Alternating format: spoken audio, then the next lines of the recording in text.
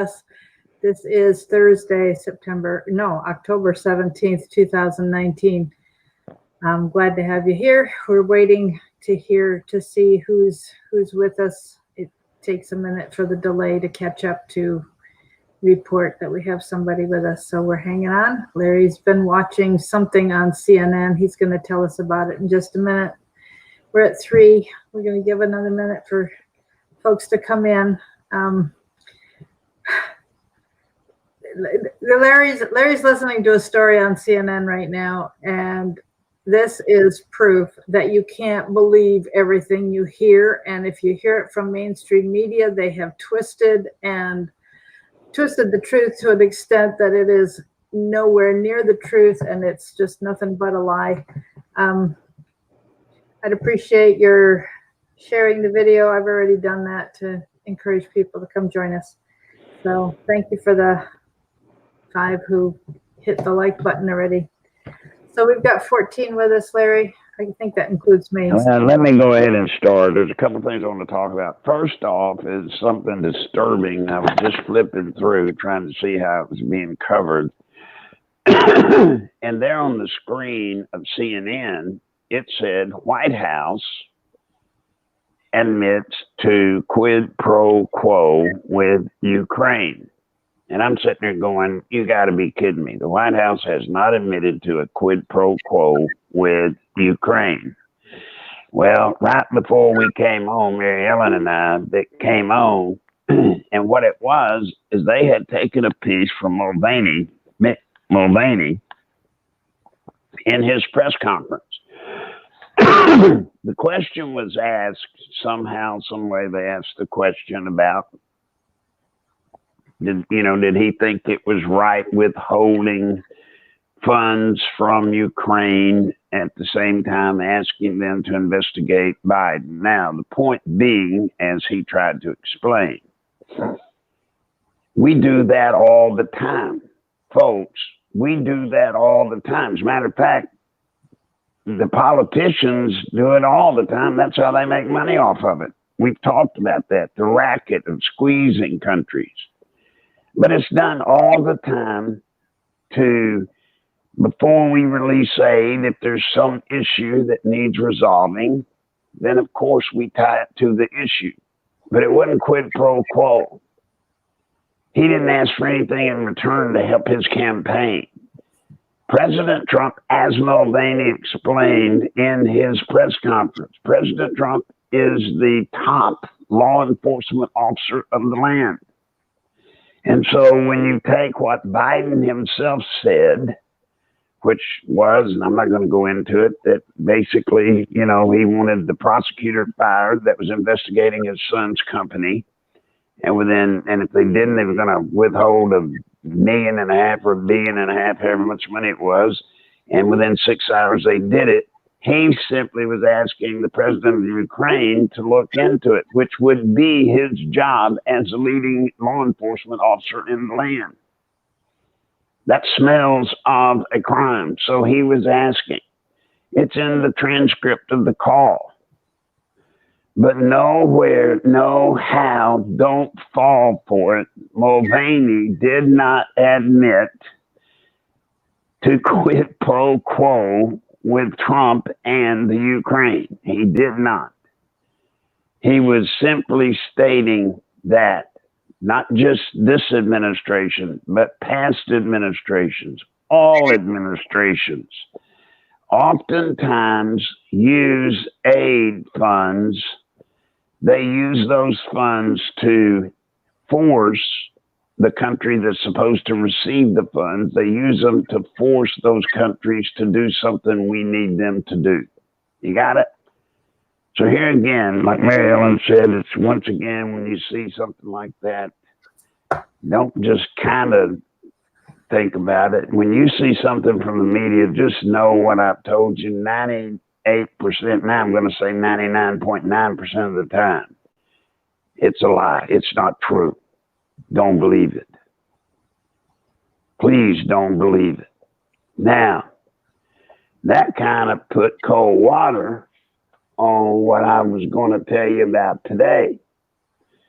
a couple of developments that you need to know about. First, let me get this out of the way. President Trump, which I think y'all will hear someday coming up. You will not hear it, I don't know, today. But President Trump did something very smart. He prepared a letter to Nancy Pelosi, Chuck Schumer, Mitch McConnell. Is this a different letter, Larry? Huh? Is this a different letter? A different letter.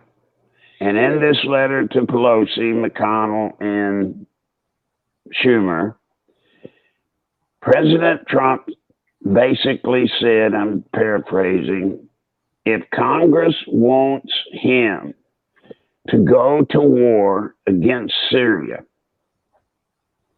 then Congress should call for a vote for America to go to war against Syria or Turkey or whomever they want us to go to war against. They need to pass a vote requiring this country to go to war. Now think about that. That's pretty smart, really. Think about it. If Congress is so hell-bent that they want us to fight Turkey, fight Syria, fight the Kurds, or whomever they choose they want us to fight, then fine. Call for a vote of the House, call for a vote of the Senate, and declare war. Then the president said he would veto it. If they did, he would veto it, but they should have, by that time, enough votes to override his veto. So if you want to go to war, pull it out. Go to war, Pelosi, Schumer, all of it. If you want to go to war, go to war. Vote for it. Goodness, Larry, they're doing so many things where you just need to call their bluff because their bluster is all about deceiving the public. It's ridiculous.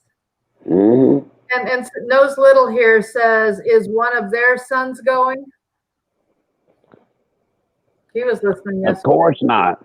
Of course not. And I would add to it, I don't think he did, but I would have added to the letter, if you want to go to war, declare the war through Congress, and then be sure and add the draft, where nobody is excluded from the draft. And then, you know what, maybe some of the sons and daughters of some of these congressmen and senators, their kids might be forced to go over and risk their life for this war that doesn't need to take place. Now, I doubt very seriously that we're going to hear much about his request. I doubt it. But you've heard about it. You know about it. And I'm going to tell you something else. In today's world, guys, I'm not very impressed by any member of government, state, local, federal. I'm not. More than not impressed, I'm probably more ashamed of everybody we have in government until today. President Trump today, through using his skill as a businessman, his skills as a negotiator, his skills as a deal maker, accomplished something today that'll be thrown to the side when we make a hiccup on MSNBC and CNN, I'm sure, or ABC or CBS or any of them. But do you know what he did? Through a masterful set of skills, he got 120-hour ceasefire in Syria. 120 hours. And you know how he got it? He got it by threatening Erdogan sanctions. Sanctions that would absolutely bankrupt Turkey. And guys, this is the benefit we have right now. The benefit we have right now of a president that leaders of other countries respect. And yes, maybe they're scared of. Maybe. But no president of recent times, not Bush, either daddy or son, not Obama, not Clinton, none of those guys could have pulled this off. None of them. And not given up millions or billions of dollars of American money. I mean, I can see where Obama would have made a deal to get a ceasefire, but we'd have had to deliver probably 20 to 50 billion dollars cash money to an airport in the middle of the night. They might do it then. No. President Trump did it because President Trump, they know, Erdogan knows. He don't bluff. He's not bluffing. Can y'all imagine where we would be internationally if our Congress would just simply stand with the president? They don't have to like him. They don't have to support his agenda at every turn.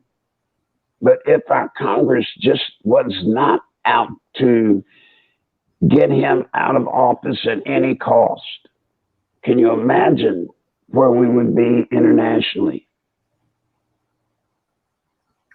It would be something to see. America would be something to see. You're looking at a man that has taken a country that was being looked down upon, laughed at, scoffed at by countries all over the globe. And now, because he's president, because he plays it tough, because he knows what he's doing, you know what? We win. We win. Now, what did we win with this ceasefire in Turkey? Let me tell you. Number one, it's 120 hours. That is simply to give enough time for a cooling down period, to get the WPG out of the combat zone, pull them out, pull everybody out, just to cool it down. And for this 120 hours, he's agreed not to apply the new sanctions that he was threatening with. Now, at the end of the 120 hours, if they come up with a viable, doable, workable, long-term peaceful settlement, then he has agreed at that point, if that has been achieved, he's agreed at that point to cut out some of the sanctions he has already placed on them. And that's something, that's all we gave up. That's all we gave up. We gave up putting Turkey into bankruptcy. But never one time in this 120-hour ceasefire, never in this long-term ceasefire, if it can be done, never in any of it was there anything that we give up, unlike all of our past presidents would have done. We don't give up anything. If we give up anything, it's simply that we just don't apply the tougher sanctions that bankrupt Turkey. But you tell me a president we've had of recent, and I'm talking about Obama, Bush, Clinton, and Daddy Bush. Tell me a president that they would have believed would have absolutely put sanctions on Turkey, on Erdogan. Tell me what President Erdogan would have believed would put sanctions on his country that would bankrupt his country down to the ground. There's not one. Trump's the only one. And what did we get out of it? Well, you know, probably this move that he pulled off without firing a shot, this move probably saved a very few American lives, probably. Wasn't many on the ground there, period, anyway. But think about the thousands of lives that would have been lost. thousands of Syrians in northern Syria, the Kurd citizens in northern Syria, the thousands of Turks. He saved thousands and thousands of lives by doing what he did and being able to accomplish what he has. Do you think he's going to be put in for a Nobel Peace Prize? Huh? I doubt it. As a matter of fact, I doubt when you look at your mainstream media that they in any way even point out the benefit of lives saved by this agreement. Folks, I'm proud of President Trump. For once in far too many years, way too many years, I can sit here and tell you all that I am damn proud of our president. Very proud. And I hope you are as well. This was an act of courage. This was an act of discipline. Think of the courage it took in the present environment to which he has to operate and function. With every move he makes, with the Democrats nipping at his heels, trying to find a way to use it as a way to get him impeached or to get him out of office or to at least smear him so.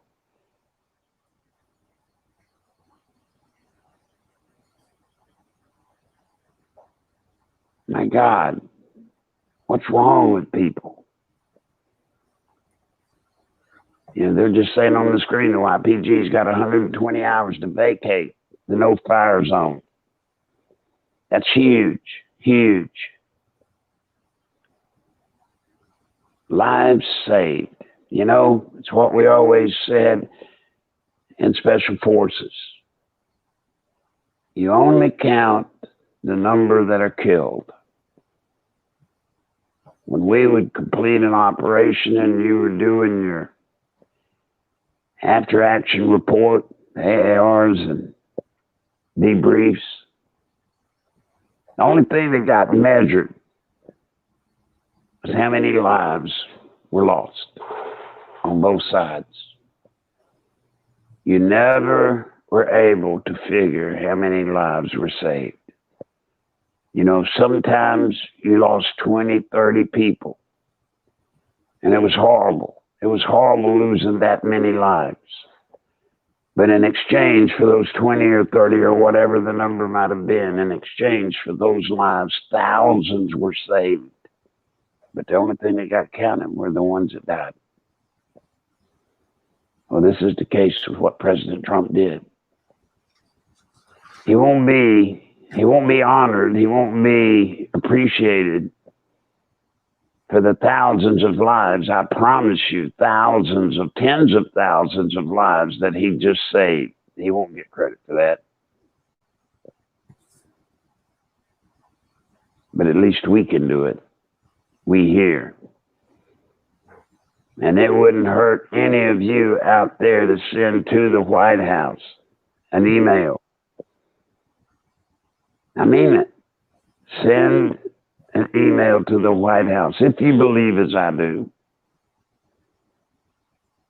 Go to White House, Larry, go to whitehouse.gov and click on the tab that says contact, and it'll pull up a screen where you can type your email. And you tell him thank you and how much you appreciate what he did and the lives he saved. And those aren't even American lives, folks. Not even American lives. The lives he saved were YPGs, the lives which is Kurds, the lives he saved with the Syrians and the Turks. But he did it. He did it. I'm proud of him. And once again, I am disgusted to the bone with the Democrats. Now, you've probably heard that when he called a joint meeting Democrats and Republicans, Pelosi, Schumer, McConnell, all of them. He brought them into the White House to discuss the situation in Syria. He tried to lay out the plan. He showed a letter to Pelosi laying out the plan. She never read it. She turned it face down and put it on the desk at the table in front of him. And then they got up and stormed out.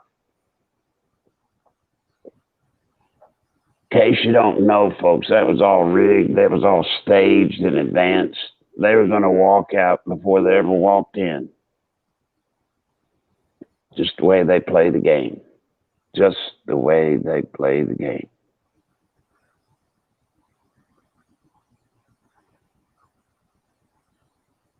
And I assure you, God help me, I assure you, that as you go around in the social media with all of these people that are aggregators and tell you all this stuff, I doubt anybody's going to tell you what I've told you today.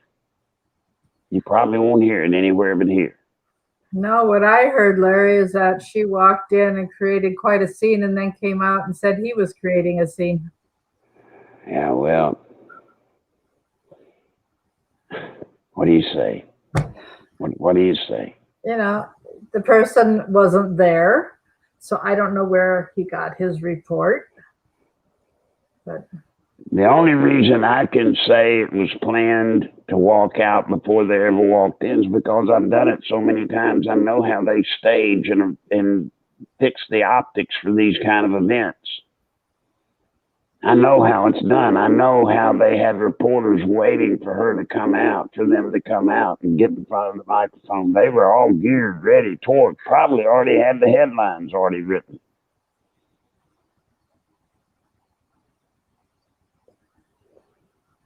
But nobody will talk about it. Nobody will give. I bet even your favorite conspiracy-minded aggregators on the internet will not. I bet you probably will not tell you about the lives saved and the brilliant move President Trump made.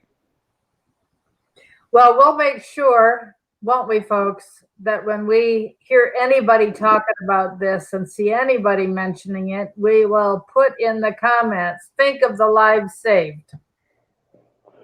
And I would also caution you, he didn't come up with this strategy and play it out just today with Pence and Pompeo. He started working on this strategy a week ago, fully a week ago that I know of. He set it up step by step by step, and it worked out perfectly, just the way he had hoped it would come to pass. Maybe it even worked out better than he dreamed it could have. Now, does that mean that the crisis in Syria, northern Syria, is over? No, it does not. No, it does not. Does it mean that we need not worry about Erdogan and him stabbing or trying to stab the president in the back and back out? No, it does not. I can imagine as we're speaking right now, Pelosi and some of her Democratic buddies are probably contacting Erdogan and trying to work a deal with him to get him to stab Trump in the back for their benefit and his. They're probably doing it right now. So it's liable to fall completely apart. But let me tell you a little surprise they've got coming for them. A little surprise. You've probably heard a little bit about it, but you haven't heard a whole lot about it. Trump's got a wild card. Do you know what his ace in the hole is that he has not played yet? But is sitting and waiting to play just in case the Democrats try to stab him in the back with Erdogan. Russia.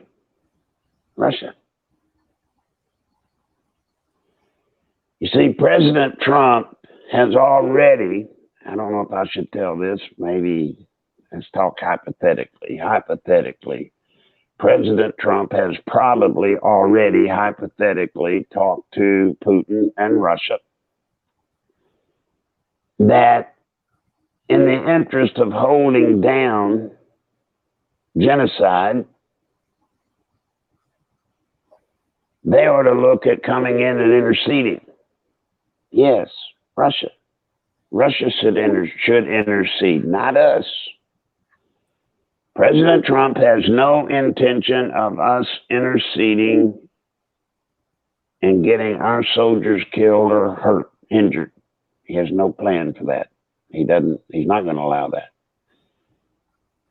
So it makes a lot of sense if you understand what I do, and hopefully you will. We need Russia in this case to step in if this peace agreement falls apart. And by the way, that was part of the deal with Erdogan. Hypothetically, of course. I can't tell you something that I'm not supposed to know. But in addition to the sanctions that he intended to apply to Turkey, which would bankrupt their nation, also was the leverage of having Russia come in and be the moderation force. If anybody's going to die, let it be the Russians. Let it be their soldiers, not ours. Plus, I assure you that Russia, Putin, has an advantage over our president or any president we would ever have, in that they are not bound to the same laws of humanity that we are. If Russia comes in, and Erdogan knows it, so does Syria. If Russia comes in, they'll play dirtball. They'll play hardball. And it'll not be pretty. So Erdogan was left with an option.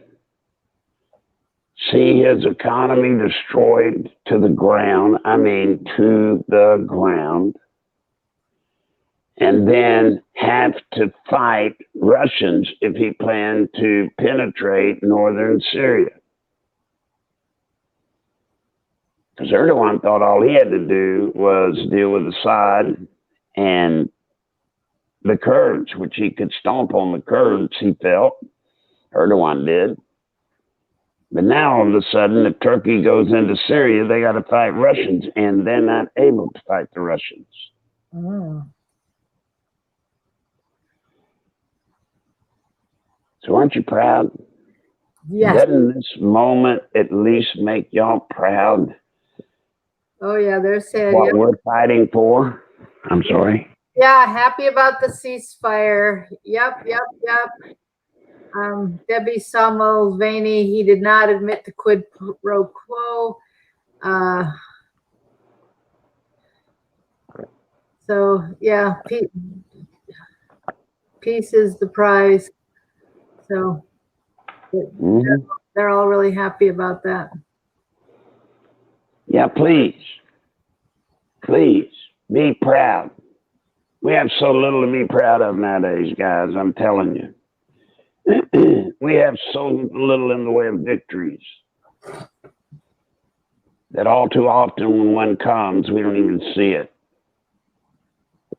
I'm probably not supposed to be telling you the things I'm telling you, but I want y'all to know.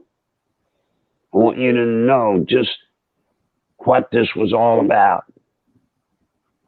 And I assure you, it's far, far, far greater than the media is going to credit it. And the media is going to do everything they can to get their eyes off of this and back on to impeachment.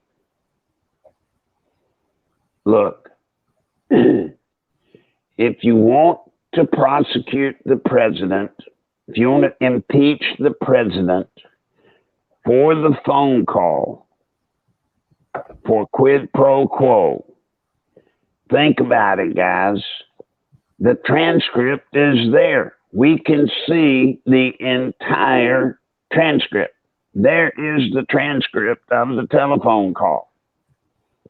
We don't need Schiff to make it up for us and tell it to us by his words. No, there is the actual call.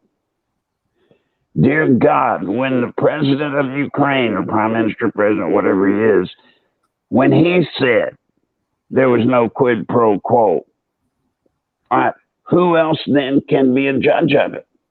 Who? Who? They've got nothing and they know it. They've got another Steele dossier in effect with this supposed almost a whistleblower. That's all they got.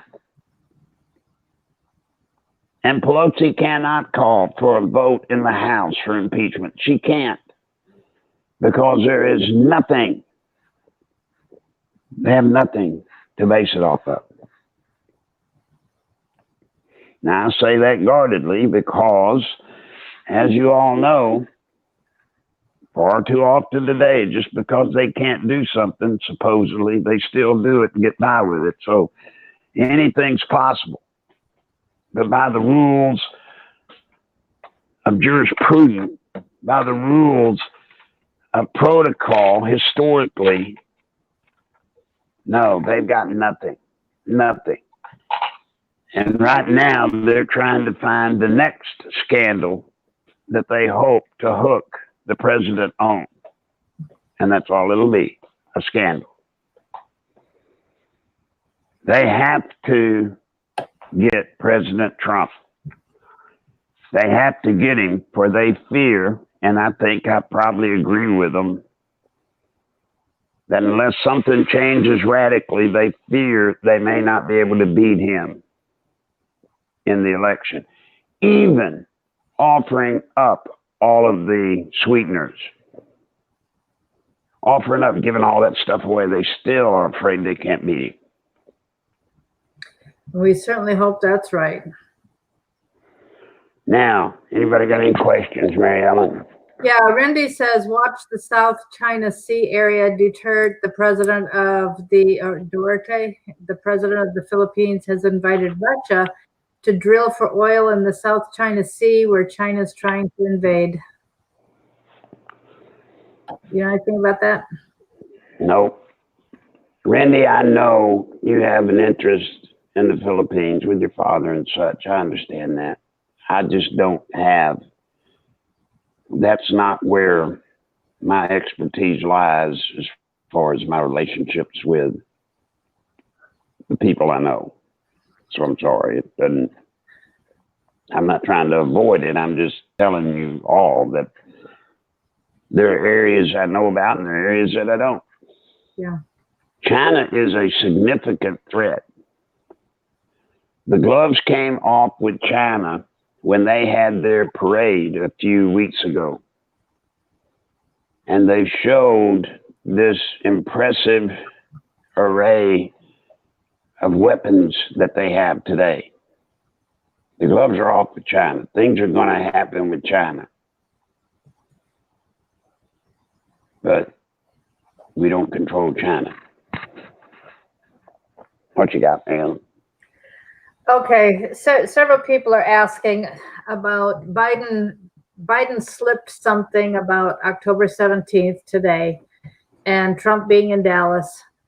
Pelosi made some statement a few days ago about how she's praying for Trump that he will be illuminated. And a lot of people in alt media are making a big deal of 2 days ago, her press conference where she was wearing a green dress, which they claim means go. And she was wearing a bracelet, which looked like it had a .38 caliber bullet on it and 2 orange beads, as if to say, take it. So that is how everybody's interpreting this. Listen, y'all. This is upsetting to me. I just told you about something that really happened, something that was real, with the 120 hour and all of the stuff in Syria and Turkey. That's real. But for some reason, there's still this constant draw for people to want to go to these spooky things that aren't real. They're not real. Number one, if there's a plot, I'm just going to say it, and I shouldn't even talk about this. If there's a plot to kill the president on the 17th, 18th, the 90th, it doesn't matter. If there's a plot, use your damn head. People are not going to know about it, y'all. You're not going to know about it. It's not going to slip out into the covert world of the internet, social media. It's not going to do that. That's crazy. It's not. They're not going to wear clothing and jewelry and stuff that kind of is symbolic of something like that. They're not going to do that. My God, have we gone mad? Mm-hmm. Have we seen too many movies? Have we seen? So I'm just going to tell you, President Trump's going to Dallas.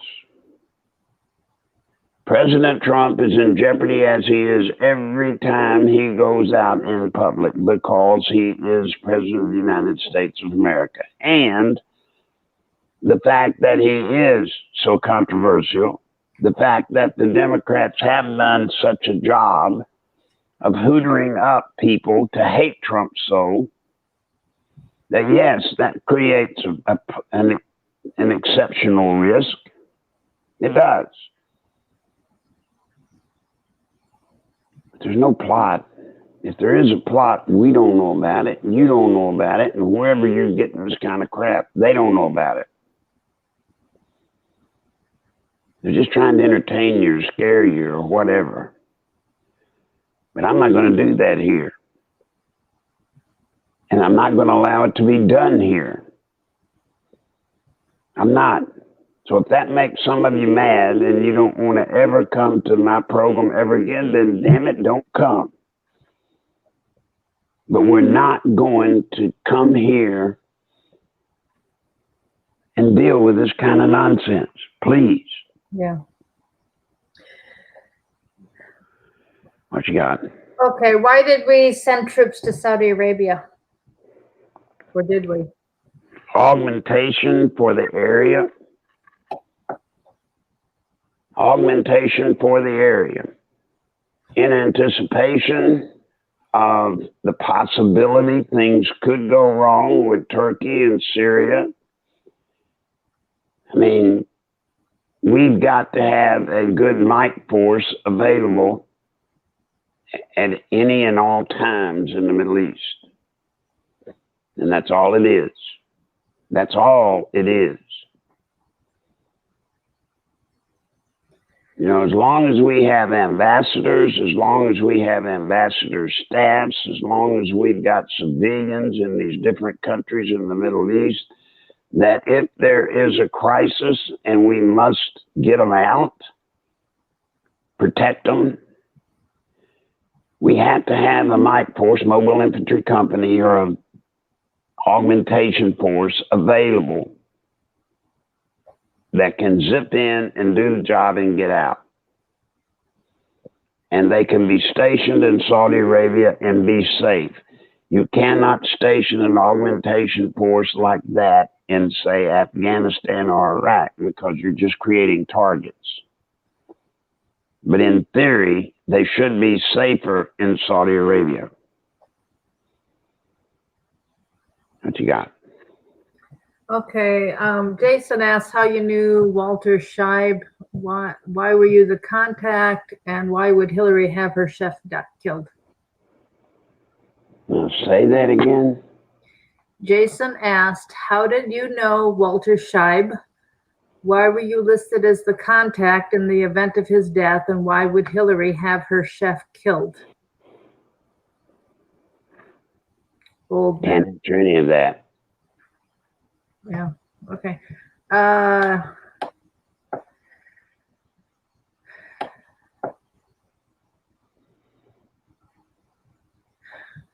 Now, let me say to that, I can't answer that, and then I won't answer that. But what you will find, as I think Mary Ellen can testify to this, you will find me in a lot of places. A lot of places. And you just need to know that's what I did. Correct? Yep. Mary Ellen?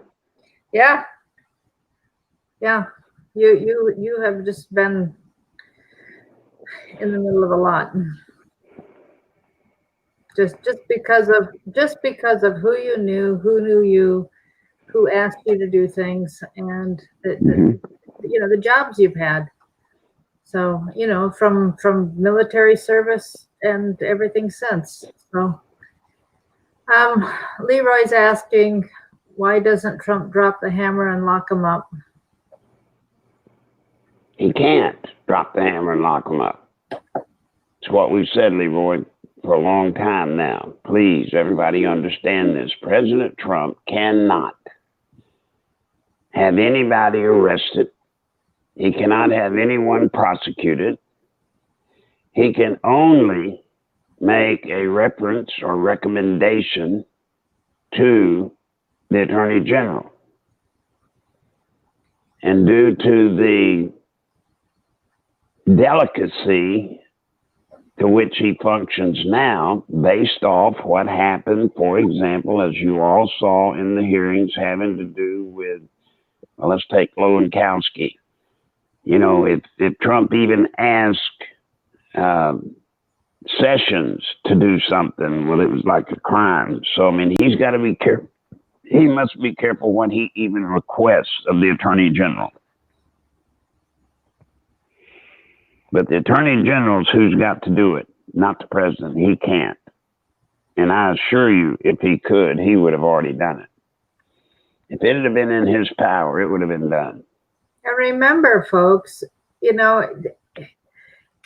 you arrest, then you've got to prosecute. You've got to start that right away. And if 92% of the jury is going to be in favor of the folks in the deep state, you're not going to get a fair trial. And if the judges are rigged because of who put them in office, you're not going to get a fair trial. And so we've got to wait until we have a court that we can go into that will do a legitimate, fair trial. And I would add to that, and Mary Ellen's exactly right, but I would add to that also, we need to leave the prosecutorial decisions to Barr. He's the one that's got to know when the time's right, when the situation's right. He's the one that knows. We've got to, at least until he proves to us that he's still a piece of the deep state, until he does, we must have faith in him, trust in him, that he will pick the right time and the right case and the right way. Joe thinks Graham is out of control. Well, Lindsey Graham's being Lindsey Graham. You can never trust Lindsey Graham. Never have been able to, and you certainly can't now. Remember, Lindsey Graham's sugar daddies is a group of primarily military industrial complex people. Those lobbyists, they control him. And that's why Lindsey has not found a war that he doesn't want us in, no matter whose war it is or whatever, because we need to be using up our bullets and bombs and missiles, so we buy more. But Lindsey's always going to go the way of war.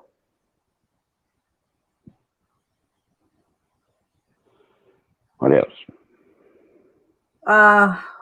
James asks, why can't I go to Congress, catch Schiff coming in, handcuff myself to him, and make a citizen's arrest? Because you can't. Number one, James, Congress does not live by or follow, does not have to follow the same laws that we, the citizens, do. They are a protected class. So you can't do what you could do to another citizen. And I'm not even sure today, today I'm not even sure that citizens' arrests are still possible. I just don't know. And I've checked with Clarence Thomas and others, and many of them tell me they're not. But even if they were applicable, if you could come and arrest me with a citizen's arrest, even if that were still available to us as an option, you cannot do that to a member of Congress. You can't. Deputy Dew makes an interesting comment. How do we even know there really is a whistleblower, with Schiff saying they don't need the whistleblower to testify and he or she won't be called before the Intel Committee? It could all be a lie. It very well could be. And with the track record that Schiff and the boys have, it's quite possible it is all a lie. Very possible. But you're exactly right. How do we know? See, that's the problem. That's the problem with where we are today, guys. How do we know anything we hear from our government is true? And if we can't believe anything coming from our government, then how can we have a country? How can we have a government? Nothing coming out of Washington, D.C. is real. Nothing's true. Nothing. With one exception.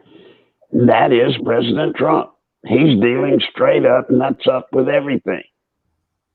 And for that, he's paying a serious price. What you got?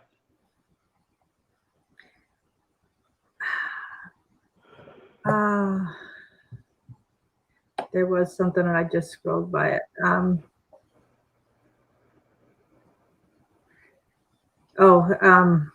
Yeah, James was wondering if the whole thing was just made up by Schiff.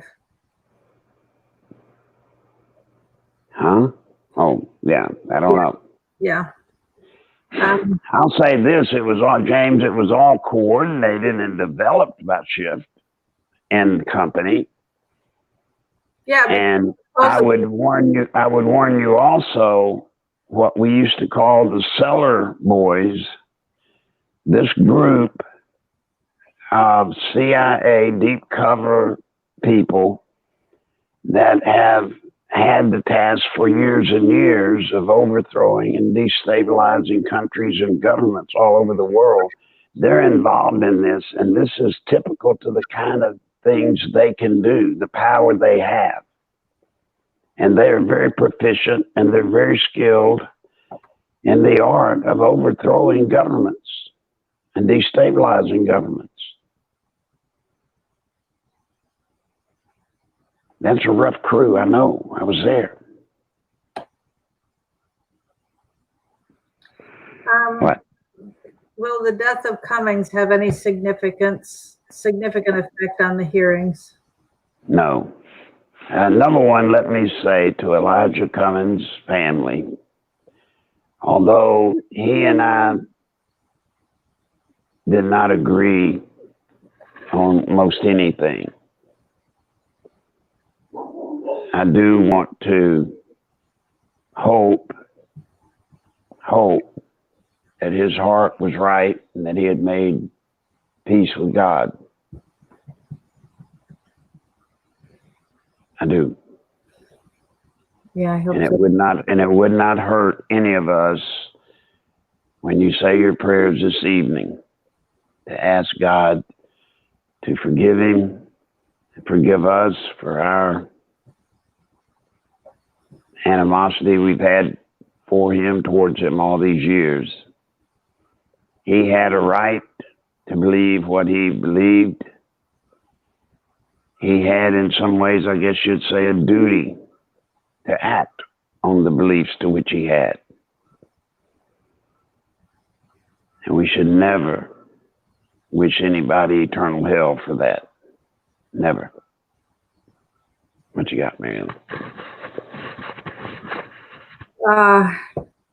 Diane heard that Barghouti are members of the senior executive service. Is that a good thing or bad?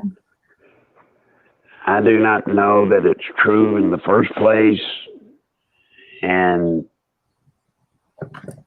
I don't think it's a good thing at all. I don't believe Gowdy is a part of it for certain, and I will check, but I doubt Barr is.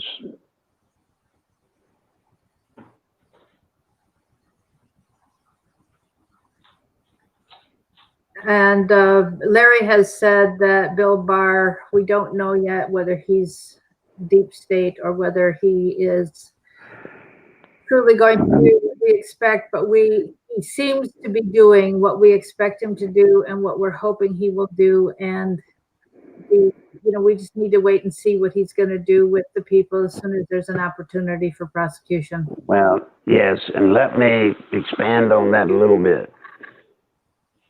I believe at this point, my opinion, and that's all it is, my opinion at this point is that William Barr is the real deal. My opinion is, from what I have seen, from what I've had to do with the work he's been doing, I believe he is real. I simply give as a warning, one of the first things that we can see that would tell us or give us a hint that I'm wrong would be his position on Andy McCabe. But, if he does not prosecute or panel a grand jury on McCabe, if he doesn't do anything to McCabe, then I'm scared. I think all would be lost. But as of this moment in time, everything I have personally seen and know tells me that he is real. And whatever he was before, whatever path he was on earlier in life, that's changed, I believe, now. As a matter of fact, what he's doing today will define him for all of history. And he knows it. And I just don't think he's willing to go down forever in history as being a traitor to our country. I just don't see it. What else, Marianne? Carolla says, is Trump announcing his running mate tonight? He's already announced that Pence is staying his running mate, hasn't he? Mm-hmm. Yeah. Yeah, he'll stay with Mike Pence. I believe, my opinion. It's not my job to ask him who his running mate he plans to choose, but I can assure you from what I've gathered, he intends to stay the course.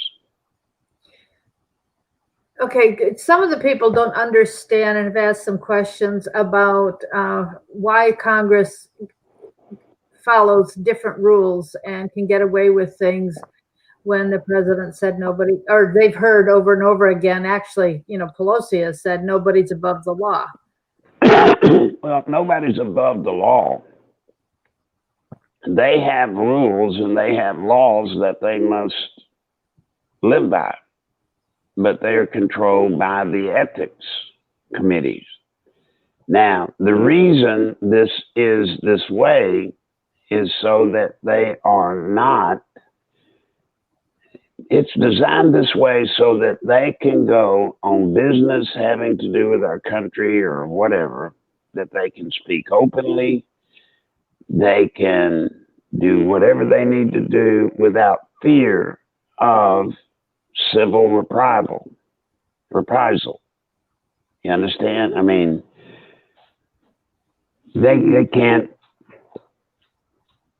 They couldn't function if, for example, I'm just going to use like slander and libel. If the slander and libel laws that apply to us applied to them, well, they could never say anything on the floor of Congress against another senator or congressman or against this, that, or the other. So set up this way to provide them protection so that they can feel free to act and vote and do their conscience. That's why it was set up that way. But they do have laws. They do. And there are some laws that we must abide by that they have to abide by. Some, not all. But they've also passed rules that, for example, investing, insider trading and things, they don't get in trouble for doing some of those things. No, not near like we would. No way. Can you reveal anything about the Clinton Foundation investigation? Not really anything more than I've already gone way too far and told, but I will tell it again. There is prima facie evidence which is triggering a massive investigation into the Clinton Foundation that came, have to excuse Rosie, hold on. This investigation came from the fact, hold on, when I talk to Mayor, let me. Okay. Yeah, there must be somebody at the door bringing something, and Rosie does not like that. She's very, very protective. Anything about Wiener's laptop, I think if there's anything that has been gleaned, Bar would have it.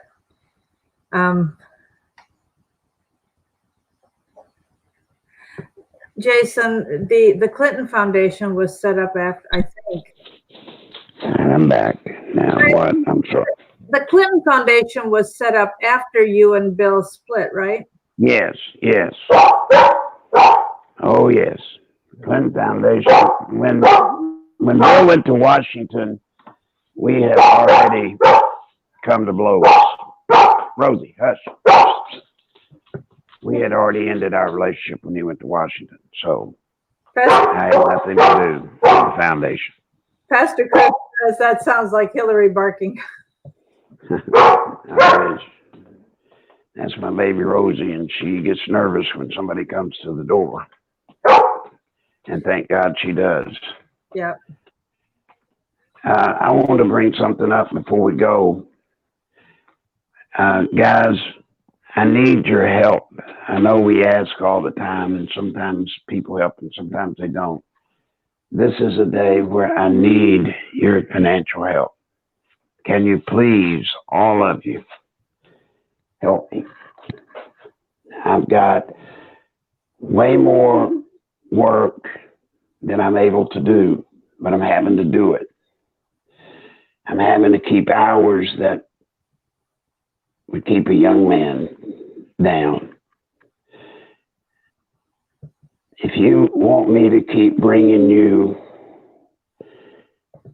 the information, I've got to ask y'all to help today. Can y'all please? Please, every one of you. This is one of those days where I've got to have your help. I've just got to.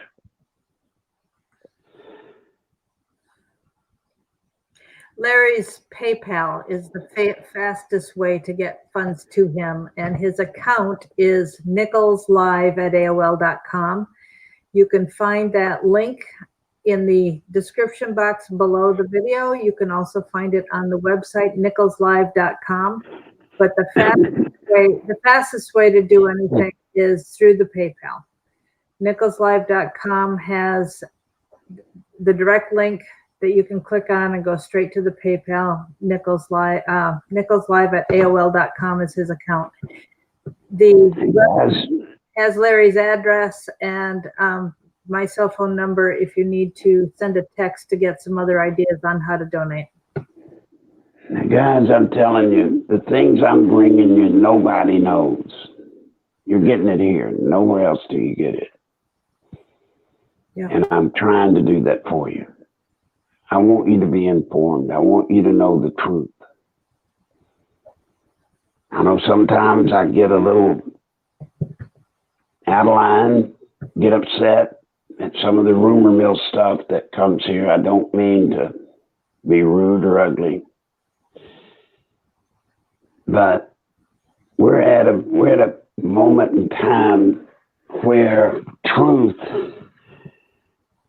is such a valuable commodity now. I got 25 from somebody. Thank you. From Wendy. Thank you, Wendy. Truth is just such a valuable commodity, and there's so much junk going on and so much junk being put out there that I at least want all of y'all to be able to tell people, friends, people you come in contact with. I want you to be able to tell them things that come to pass, things that actually happen, or the reasons behind why things are happening that maybe nobody else is telling. But I need you to help me today. This is a personal request from me to every one of you. If you can hear my voice, I'm talking to you. Please help me today. I've got a massive schedule tonight that I have to somehow try to deal with. I've got to. There was a time when Larry would work 20-hour days, and they're pushing for him to do close to that at this point, and it's just way more than he should be asked to do. But, you know, he's just not going to stop because he cares about us and he cares about this country so much that he will do everything he can with every breath he has. And so once again, his PayPal address is, his PayPal account is nicholslive@aol.com. And y'all have all been so good to me. Over all this time, you've been so good to me. I owe you. I owe you doing everything I can for as long as I can. Please help me today. Please. Any other questions, Mary Ellen? Do you know Bob Ball? Bob Ball. Mm-hmm. I may, but I can't place it right now. Place him right now. Okay. I just don't. Name doesn't jump out and hit me. All right. We've got a couple people promising to send some money tonight. I've put the address in the chat. I put the PayPal in the chat. And again, nicholslive.com is the website. And if you need another way to send money, we do have a couple other ideas. I'm going to stick my number in here to contact me for that. Is that person still matching the 25? I do not know. So in case they are, she'll let me know, and then I need to get in touch with you. Some days she has done it and some days she has not been able. So oh, Larry's gone. Hang on, folks, that might be him.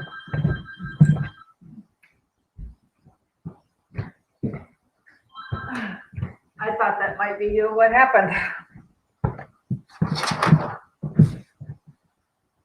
If anybody had sent Yeah. PayPal. So anyway, are we still on? Yeah. Diane, do you see? Diane is asking. He's never used PayPal. Can somebody help? I put my phone number. I think I did, didn't I? Or did I not hit send? Yeah, it's in there. Send a text to me and I'll help you walk you through it. The easiest way to do it is just go to paypal.com and they will walk you through. You use your email for your account. Yeah, the best. Yeah, the PayPal is not that easy if you haven't done it. Trust me. Okay, just call me 240-499-6729. And if anybody wants to get in a chat, we're going to do a conference call right now. And that number is also in the write-up, in the description box right under the video, 712-451-0725, and the access code is 492215. So with that, I guess. I'm going to beg off. I think we've been here long enough, but Yeah. I do once again want to ask folks before I go. I'm counting on you if you can at all. Please help right away. Please. All right, Mary Ellen. Okay. Bye, hon. Bye. Good Thank. everybody. Thanks. Yeah. Yeah, he's had a very short break, and he takes time out from his work to be with us. There's no way to email him money, Joe. The PayPal is the best way to do it. He doesn't have a way to get the money out if you do it by email. He doesn't use his email. So,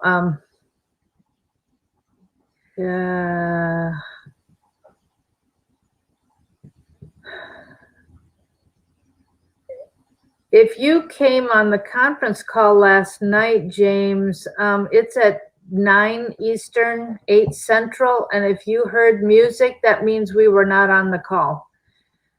Or you might have put something in the wrong way. Let me put the number in again right now, and I need to get on that call because we have somebody definitely waiting, I know. The gal who runs the website, nicholslive.com, does it. So I'm putting in the conference call number right now, 712-451-0725. The access code is 492215 #. And I'll let that come up, and then I'm going to hang up. We're done. Thanks, Linda. And God bless you. We will be back tomorrow. Talk to you then. Bye. And if we missed any of your questions, I'm sorry. Try again tomorrow.